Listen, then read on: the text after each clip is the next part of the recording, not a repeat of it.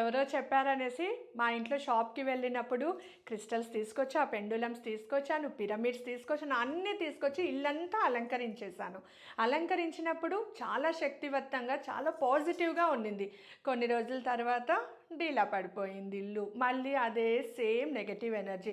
మళ్ళీ నేను కొన్ని యూట్యూబ్ ఛానల్స్‌లో చూశాను. అలాగే కొంతమంది దగ్గరికి వెళ్ళి అడిగాను. వాళ్ళు ఏం చెప్పారంటే, "ఇవన్నీ పెట్టకూడదు. ఇవన్నీ పెడితే చాలా పాపం. ఇవి పెట్టారంటేనా అంతే ఇంకా.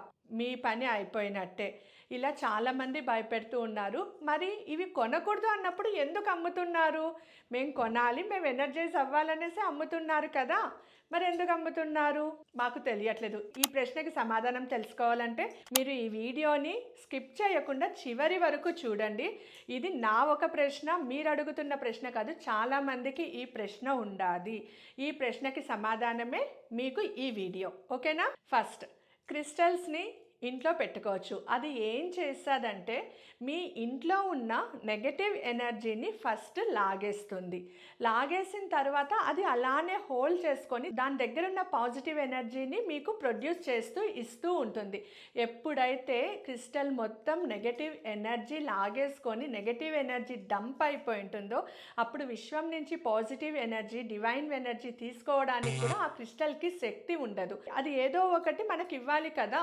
అది ఏ నెగటివ్ ఎనర్జీ అయితే తీసుకునిందో ఆ నెగటివ్ ఎనర్జీనే మనకు స్ప్రెడ్ చేస్తూ ఉంటుంది.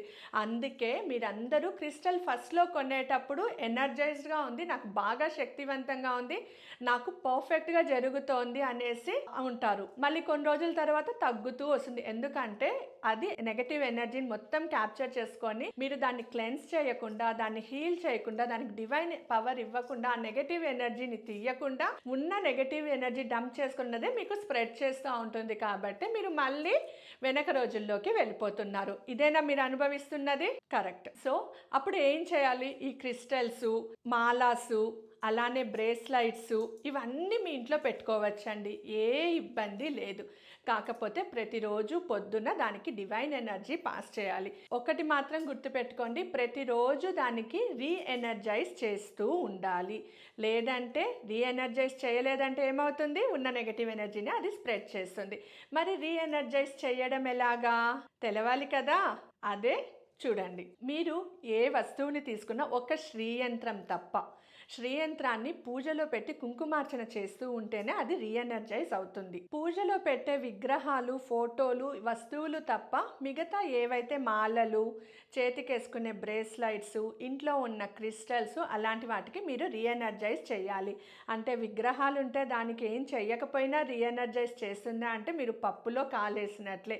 అందుకే మనం ప్రతిరోజు ధూపదీప నైవేద్యాలతో సత్కరిస్తున్నాం, పూజిస్తున్నాం. షోడశోపచార పూజలు, పంచోపచార పూజలు చేసి అమ్మవార్లని మనకు తెలియకుండానే మనం వాళ్ళని రీఎనర్జైజ్ చేసేస్తున్నాము. అందుకే ప్రతి ఒక్కరూ ఇంట్లో దీపం పెట్టండి, ధూపం వేయండి కనీసం అని అయినా చెప్పేది. లేకపోతే అవి కూడా నెగటివ్ ఎనర్జీస్నే స్ప్రెడ్ చేస్తుంది. సో అది ఒక పక్క. ఇంకా టాపిక్ లోకి వచ్చేద్దాము. అది జస్ట్ మీకు ఎగ్జాంపుల్ చెప్పడానికి, మీరు అది కూడా తప్పు చేయకూడదు అని చెప్పాను. టాపిక్ లోకి వచ్చామంటే ఇప్పుడు కరుంగలి మాల, కరుంగలి బ్రేస్లైట్, రేకి క్రిస్టల్స్, తర్వాత పెండులమ్స్, ఇవి ఎలా ఎనర్జైజ్ చేసుకోవాలి. ఇప్పుడు నా దగ్గర ఒక బ్లాక్ టర్మలిన్ బ్రేస్లైట్. ఇది ప్రతి ఒక్కరూ వాడచ్చు. చిన్న పిల్లల నుంచి పెద్దవారి వరకు ప్రతి ఒక్కరూ ధరించవచ్చు. ఇది ఏం చేస్తుంది? మామూలుగానే నలుపు ఏం చేస్తుంది? నెగటివ్ ఎనర్జీని తీసేస్తుంది. అది మీ అందరికీ కూడా తెలుసు. అందుకే చిన్నపిల్లలకి నల్లదారం కడతాము, దిష్టి తగలకుండా ఉండడానికి. ఎప్పుడైతే దాంట్లో ఉన్న దిష్టి అన్నది, నెగటివ్ ఎనర్జీ అనేది ఎక్కువైతుందో మీకు తెలియకుండానే అది తెగిపోయి కింద పడిపోతుంది. అలానే ఇది కూడా నెగటివ్ ఎనర్జీని గ్రాప్ చేస్తుంది. దీన్ని మనం ఏం చేయాలి? ఫస్ట్ ఈరోజు వేసుకున్న తర్వాత ఈరోజు రాత్రంతా మీరు పెట్టుకుంటారు. రేపు ఉదయం నిద్రలేచి స్నానం చేసిన తర్వాత మొదటిగా మీరు చేయాల్సిన పని, ఈ బ్రేస్లైట్ని చేతిలో నుంచి తీసి ఎడమ చేతిలో పెట్టుకొని నెగటివ్ ఎనర్జీ దిష్టిని ఎలా తీస్తారు? అప్పసవ్య దిశలో, యాంటీ క్లాక్ వైజ్ డైరెక్షన్. ఈ 2 ఫింగర్స్ని పెట్టుకొని యాంటీ క్లాక్ వైజ్ డైరెక్షన్లో 3 టైమ్స్ మీ అఫర్మేషన్స్, దీంట్లో ఉన్న నెగటివ్ ఎనర్జీ, ఇది ఎక్స్ట్రాక్ట్ చేసిన నెగటివ్ ఎనర్జీ మొత్తం తీసేస్తున్నాను అని చెప్పి తీసి ఇమాజినేటరీ ఫైర్లో వేసేసేయండి. ఓకే. మరి ఇప్పుడు ఇది నెగటివ్ ఎనర్జీ లేదు, పాజిటివ్ ఎనర్జీ లేదు, న్యూట్రల్గా ఉంది. దీంట్లోకి డివైన్ ఎనర్జీని పాస్ చేయాలి.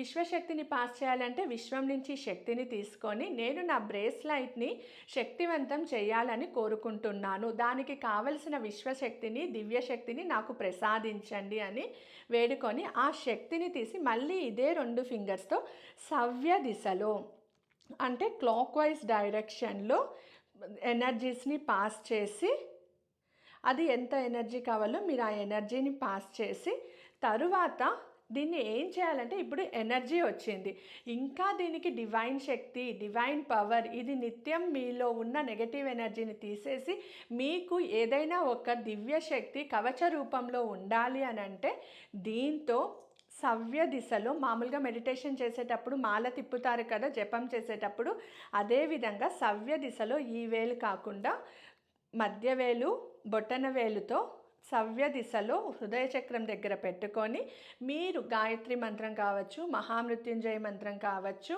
లేదా ఓం నమ శివాయ మీ గురు మంత్రం ఏదైతే ఆ శక్తితో మీరు జపం చేయాలి. ఓకేనా? ఒక పూర్తి మాలని జపం చేయాలి. జపం చేసిన తరువాత కళ్ళకద్దుకొని ఆ శక్తిని నేను ధరిస్తున్నాను, ఆ శక్తి నాకు కవచ రూపంలో ఉంది, నన్ను ప్రొటెక్ట్ చేస్తుంది అని భావించి దాన్ని మీరు చేతికి ధరించాలి.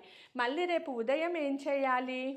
మళ్ళీ దీన్ని తీసి మళ్ళీ నెగటివ్ ఎనర్జీ సేమ్గా రిలీజ్ చేసి ఇమాజినేటరీ ఫైర్లో వేసి విశ్వం నుంచి శక్తి తీసుకొని పాజిటివ్ ఎనర్జీని పంపించి తర్వాత మీ గురుమంత్రంతో ఒక మాలను జపం చేసి తర్వాత కళ్ళకద్దుకొని తర్వాత మీ చేతికి ధరించాలి. ఇది ప్రాసెస్ అండి. నెగటివ్ ఎనర్జీ తీసి పాజిటివ్ ఎనర్జీని పంపించి మీ చేతికి ధరించడానికి.